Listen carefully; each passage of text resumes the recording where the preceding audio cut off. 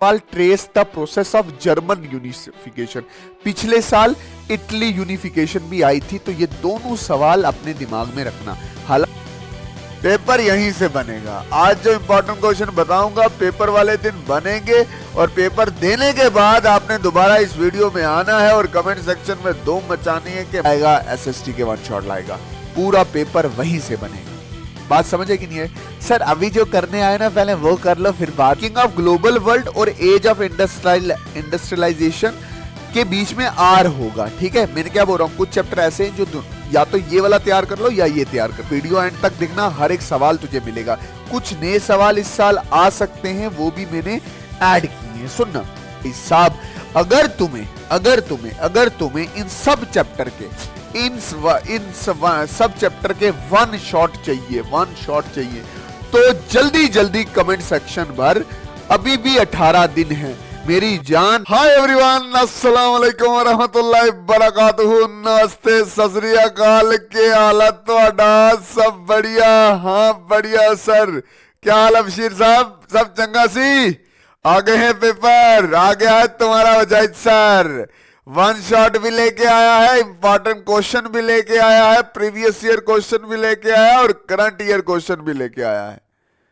Paper यहीं से बनेगा। आज जो इंपॉर्टेंट क्वेश्चन बताऊंगा पेपर वाले दिन बनेंगे, और पेपर देने के बाद आपने दोबारा इस वीडियो में आना है और कमेंट सेक्शन में धूम मचानी है कि मास्टर जो तुमने बताया वही आया है।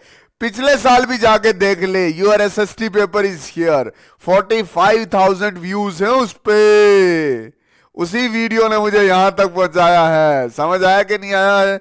और आपके कमेंट सेक्शन ने मुझे एनर्जी दी है कि सर हमारे लिए वन शॉट लाइए। उस वीडियो के नीचे बहुत सारे बच्चों ने ये कमेंट किया था, सर साइंस के वन शॉट चाहिए। मैंने साइंस के वन शॉट सारे बना के आप सबको दे दिए हैं। अब इस वीडियो के नीचे अगर आपको ये जो क्वेश्चन बताऊंगा इसका सॉल्यूशन और एसएसटी के हर चैप्टर का वन शॉट चाहिए, तो इस वीडियो का कमेंट सेक्शन आपने भर देना है। कम से कम 10,000 कमेंट्स होने चाहिए, और जितने देखोगे उतने लाइक भी होने चाहिए। आपके लिए फिर मैं लाऊंगा आपका प्यारा भाईजान। क्या लाएगा? एसएसटी के वन शॉट लाएगा। पूरा पेपर वहीं से बनेगा। बात समझे कि नहीं है? सर अभी जो करने आए ना पहले वो कर लो फिर बाद में एसएसटी के वन शॉट बनाना। ठीक है, मेरी बात ध्यान से समझ। 18 दिन बाद आपका पेपर है, और मैं आपको ये बता रहा हूं कि आपके पहले बताऊंगा पेपर का पैटर्न कैसे आएगा। वीडियो एंड तक देखना, हर एक सवाल तुझे मिलेगा। कुछ नए सवाल इस साल आ सकते हैं, वो भी मैंने ऐड किए हैं। सुनना, पेपर पैटर्न क्या रहने वाला? पेपर PAPER पेपर पैटर्न क्या रहने वाला है? बात समझ आई कि नहीं है? जैसे ही आपको पेपर मिलेगा उसमें 4 सेक्शंस होंगे। कितने सेक्शंस होंगे? 4 सेक्शन। सेक्शन ए जिसमें आपको ना 20 MCQ क्वेश्चन होंगे, एक एक नंबर के, टोटल हो गए 20 नंबर। ठीक, फिर आपको आएगा सेक्शन बी। सेक्शन बी में शॉर्ट आंसर होंगे, हर सवाल 3 नंबर का होगा, 10 ऐसे सवाल होंगे, टोटल हो गए जी 30 नंबर, 50 नंबर यहीं पे चला गया। फिर सेक्शन सी में लॉन्ग आंसर टाइप होंगे 5, और उसमें ही पैसेज होगा प्रिंट वाले चैप्टर से। तो टोटल 5 × 5 कितने हो गए? That is 25। ये ऐसा क्यों बता रहा हूं? क्योंकि बच्चा ये देखे बिना ही चला जाता है। मॉडल पेपर देखे बिना ही चला जाता है, उसको पता ही नहीं होता। वो सोचता पता नहीं 10 लॉन्ग पूछ लेगा, 3 लॉन्ग पूछ लेगा, ऑब्जेक्टिव 50 पूछ लेगा। ऐसा कुछ नहीं होता। याद रखना, 20 ऑब्जेक्टिव, 10 शॉर्ट, 5 लॉन्ग, इसी में पैसेज। और सेक्शन डी में होगा मैप वाले क्वेश्चन। ठीक है, मैप वाले क्वेश्चन सुने ना, वो वाले क्वेश्चन। ठीक है, और सेक्शन बी में दो पार्ट होंगे, एक ए पार्ट, एक बी पार्ट। एक 3 नंबर का मैप आएगा और एक 2 नंबर का मैप है। टोटल कैलकुलेट कर दो, 20 नंबर यहां से, 30 नंबर यहां से, 25 नंबर यहां से, सेक्शन डी से 5 नंबर। तो ये कितना आ गया जी? 5 5 10, 0 1 कैरी। तो ये 2 2 4 5 और 3 8, 80 नंबर का आपका टोटल पेपर रहने वाला है। ये मैंने आपको इसलिए अभी बताया क्योंकि बहुत सारे बच्चों को यही कंफ्यूजन होती है, कितने एमसीक्यू आएंगे, कितने शॉर्ट आएंगे, कितने वेरी शॉर्ट आएंगे, कितने लॉन्ग आएंगे। अब मैं आपको ना करंट ईयर क्वेश्चन पे आता हूं। पूरी पूरी पीडीएफ बनाई है, पूरी पीडीएफ बनाई है एसएसटी के लिए मेरी जान, पूरी एसएसटी के लिए पीडीएफ बनी है। ये पीडीएफ इधर एडजस्ट नहीं हो रही थी तो मैंने ऐसे एडजस्ट किया। पढ़ लो बेटा, एग्जाम सर पे है। Wajahid sir is here. Most important question, most important क्या, करंट ईयर क्वेश्चन बता रहा हूं।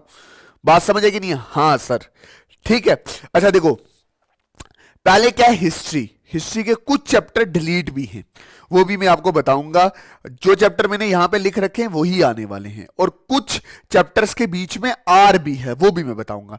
पहले हम हिस्ट्री पकड़ते हैं, ठीक है।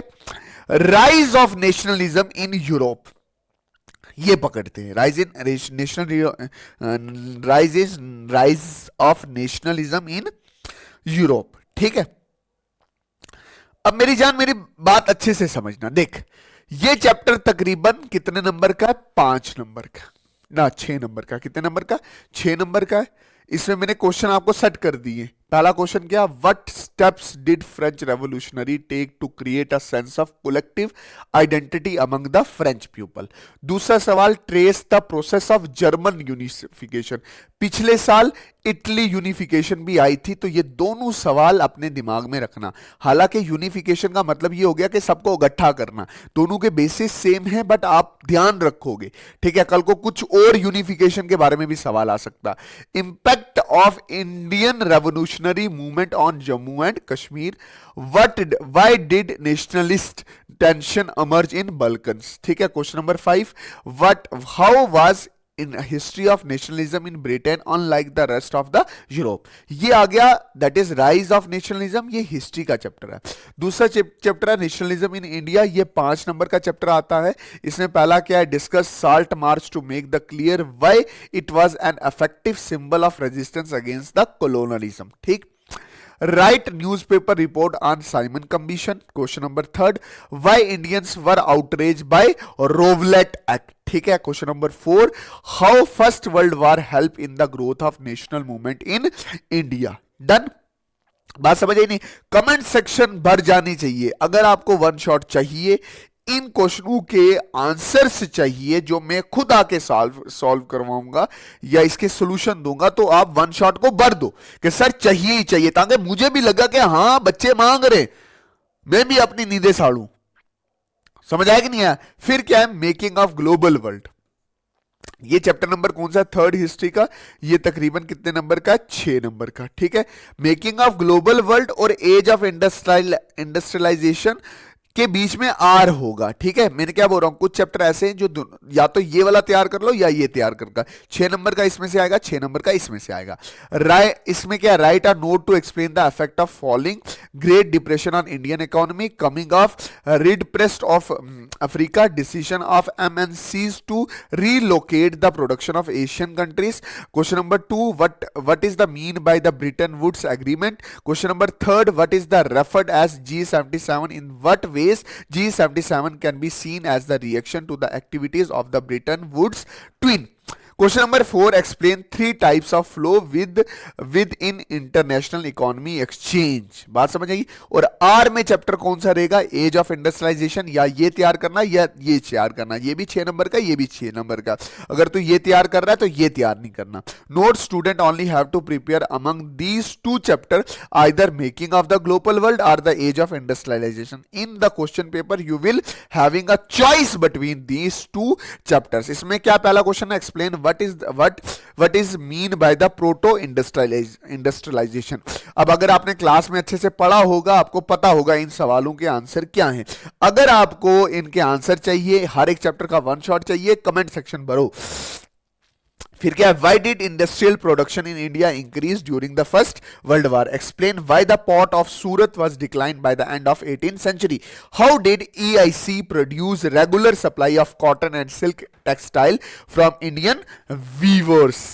Okay, print agriculture, modern world, ये 5 नंबर का है and from this chapter you will get the passage. जो पैसेज वाला 5 नंबर का क्वेश्चन होगा वो यहां से आएगा, वो जो मैंने सेक्शन सी में आपको बोला, ठीक है। फिर है industrialisation of eastern while Jammu and Kashmir, इसमें सिर्फ एमसीक्यू बनेंगे और ये 3 नंबर के एमसीक्यू यहीं से बनेंगे। अब आपका दूसरा सब्जेक्ट शुरू होता है पॉलिटिकल साइंस। पॉलिटिकल साइंस में पहला चैप्टर है 5 नंबर का, दैट इज पावर शेयरिंग, जिसमें क्या है, what are the different forms of power sharing in modern democracy and give an example of each of this. Question number 2, state one prudential reason and one moral reason for power sharing with an example from Indian context। ये 2 सवाल आपने याद करने, कहां से, power sharing से। समझ आया कि नहीं है? अगर नहीं मिल रहे हैं तो आपने क्या करना है, आपको पता ही है, ठीक है। फेडरलिज्म क्या है, difference between federal form of government and unitary one. अच्छा, व्हाट आर द, दूसरा क्वेश्चन क्या, what are the key feature of federalism, state any 2 difference between local government before and after the constituent amendment in 1992।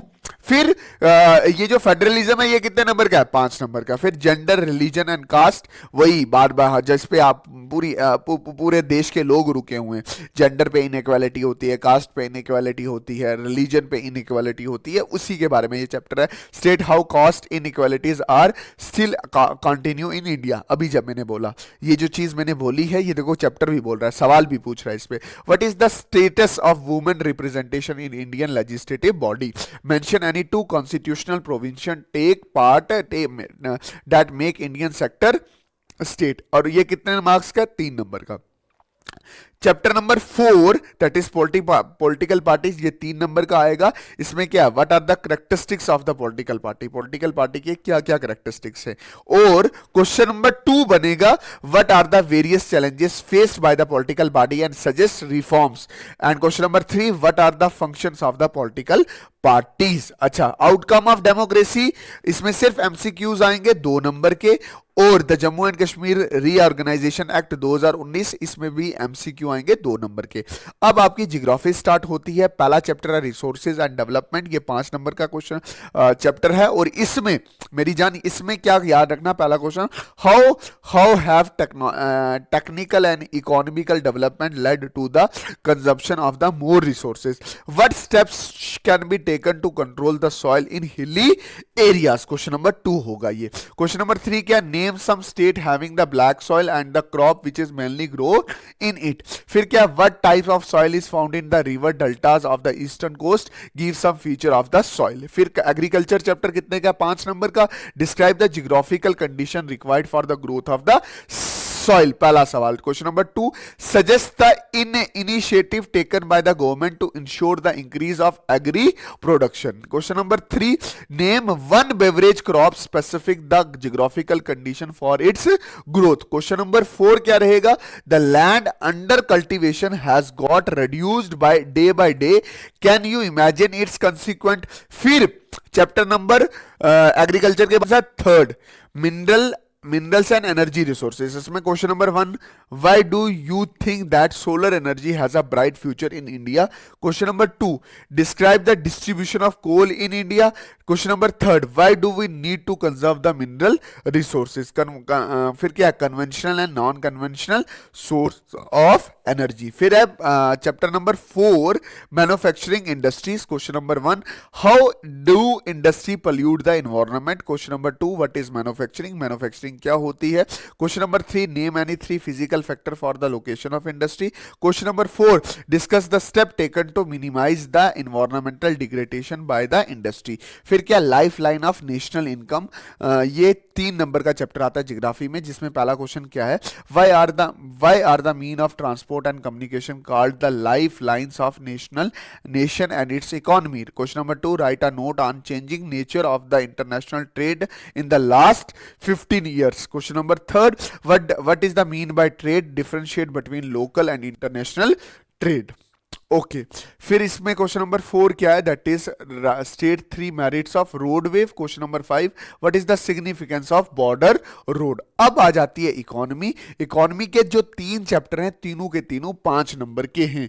ये जो पहला chapter है ये most important है। इसके क्या सवाल है, what are the main hurdles in the economic development of Jammu and Kashmir. Question number 2, write down the main principles of PPP, triple P. अब बहुत सारे बच्चों को ये पता है ट्रिपल पी क्या होता है, तो प्लीज कमेंट सेक्शन में जाओ और ट्रिपल पी की फुल फॉर्म बताओ। और जितने सवाल मैंने ये बताए, अगर आपको आता है तो अच्छी बात है, अगर नहीं आता तो पहले यही सवाल तैयार करने। Write a brief note on micro small medium scale industries in the employment generation. How employment potential in Jammu and Kashmir can be increase. What is the role of handicraft sector in the employment generation in Jammu and Kashmir. फिर है employment generation 5वां।